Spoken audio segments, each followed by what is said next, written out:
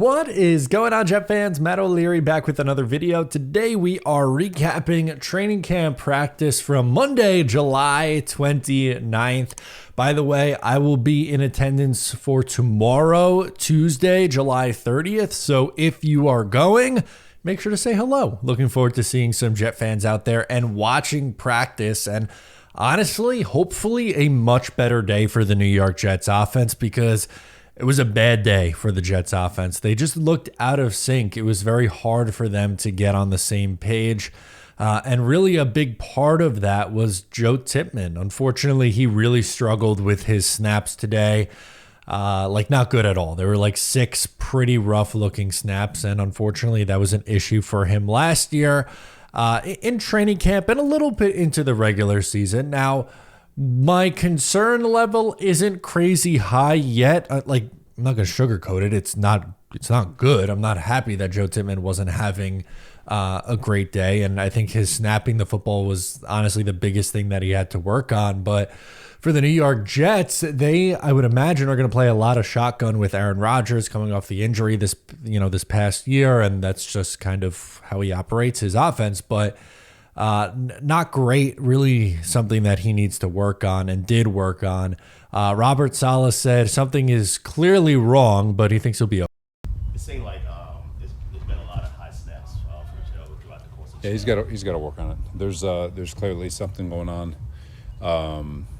So he'll get it down. He's snapped for us last year. He'll be fine.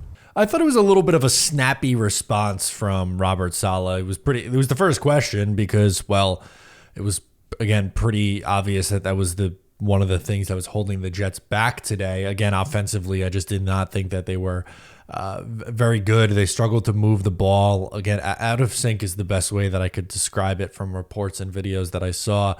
My question is, or thought is, do they sign veteran insurance? Not saying that like Joe Tippmann's immediately going to be benched, but do they bring in Connor McGovern, who is better than Wes Schweitzer? And let's be real, the Jets don't have a true backup center. Yes, Wes Schweitzer technically is their backup, or Xavier Newman or Jake Hansen. Those are the names that we're talking about. So I'm not opposed to bringing back Connor McGovern. In fact, that's probably something I would like to see them do on the cheap, a vet minimum deal. I'm not saying that he should start over Joe Tippmann, but if they had another functional body on the offensive line, I think I'd feel a lot more comfortable. Tippmann spent time. He actually left practice briefly and was practicing his snaps, but he stayed after practice and was working with coaches on it. Clearly, they are putting an emphasis on it because, again, it's important. Today's sponsor, The Perfect Gene, has uncrushed over 700 nuts. That's 2 nuts per dude. You do the math on that one. I am not a math guy. These aren't just another pair of your stiff cardboard cutout jeans, and they're definitely not your pancake butt sweatpants or joggers. The Perfect Gene makes great looking, perfect fitting jeans that are stretchy as a kangaroo's pouch and hug your assets. See what I did there? Assets. Put the emphasis on it in all the right places. The special denim fabric is soft as a baby's bottom and built to last her pulling them down, hey now, every single day. Whether you're a thick daddy, a short king, or anything in between, the Perfect Gene has you covered with 6 fits from skinny to thick, waist sizes from 26 to 50, and lengths from 26 to 38. They've got the perfect size for you. Who said size doesn't matter, fellas? Trust us when we say these are the perfect effing jeans. And for a limited time, our listeners get 15% off their first order plus free shipping at theperfectgene.nyc, or Google The Perfect Gene and use my code O'Leary15 for 15% off. Get yourself a comfortable pair of jeans with a nice discount by yours truly. Aaron Rodgers was very frustrated today, and the snaps was obviously a part of it, but a second thing happened which wasn't great, and it potentially involved Joe Tippmann, but someone, either Joe Tippmann or John Simpson, stepped on Aaron Rodgers' foot, and it caused a bad exchange on a run play. And again, at 40 years old, coming off of an Achilles injury, that stuff's going to bother him. Missed a throw on the next play after that. They looked not good offensively. It was not a very good day, and sometimes that happens after the day off. They didn't practice on Sunday.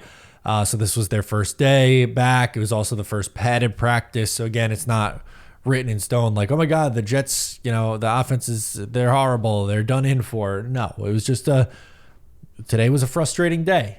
That's all. I'm just reporting talking about what happened today. It was not a good day for the offense. The defense was better. There are some other things that I'll get into in a little bit.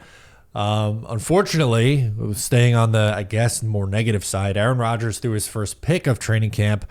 Completely not his fault, and the summer of Allen Lazard may be coming to a close as the ball went directly off of Allen Lazard's hands and right to Chuck Clark. In 5 practices, Allen Lazard has 3 touchdowns to close practice, and it looked like, and at times it still can going forward, like Lazard and Aaron Rodgers kind of getting back on the same page and maybe a resurgence for Allen Lazard. But these frustrating plays are becoming more common than what they were earlier in camp. And again, there's just hard not to just shake your head in frustration with that one. That kind of day for the Jets offense. Robert Saleh spoke on Hassan Ridge, who was not in attendance. Here's what he had to say about the business side of things.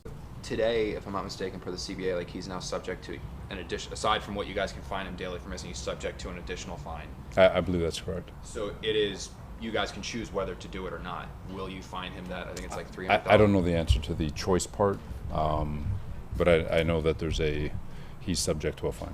And if he is, then you guys would fine him that amount? I'm assuming so, yeah. Have you given him a personal plea at all?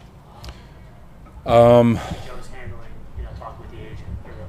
No, for sure. Our coaches, we're all speaking with them and all that, and from a business standpoint, he's got to do what he's got to do, and if this is what he feels is the best choice for him and his family, then that's what he's got to do. So. Riddick will get fined an additional $300,000 for missing camp today, which is a big number. That number is continuing to climb, and there was some optimism that Riddick would show today. That, unfortunately, was not the case as the holdout continues. We'll see if a resolution comes soon. I do think that one is coming. I don't think Hassan Ridge is going to be holding out into September. But the calendar is about to flip to August. They have preseason games coming sooner rather than later, and Hassan Ridge is still not in the building, so we'll see what ends up happening there. A couple other things of note. Jeremy Ruckert got banged up today. He left for a couple plays but came back. Really glad that he was able to return. I am a big fan of Jeremy Ruckert. I think he kind of fills in that tight end 2 role pretty nicely. Tyler Conklin, I think, is going to be good this year with Aaron Rodgers. But Ruckert, especially without CJ Uzomah getting in the way this year, I think is going to have a bigger role.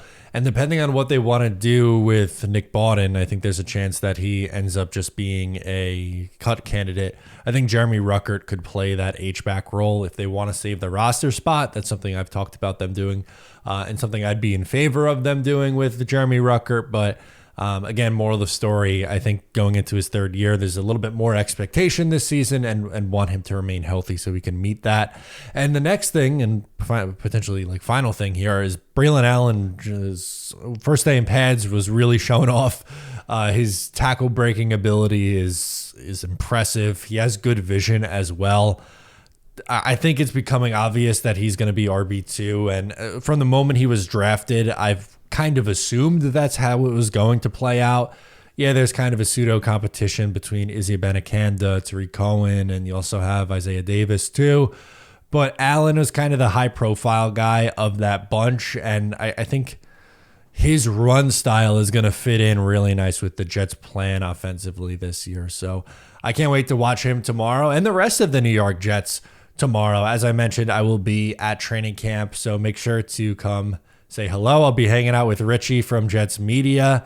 Really looking forward to getting back to Florham Park. Guys, that'll do it for me today. I am Matt O'Leary. Subscribe if you're new. I'll catch you next time.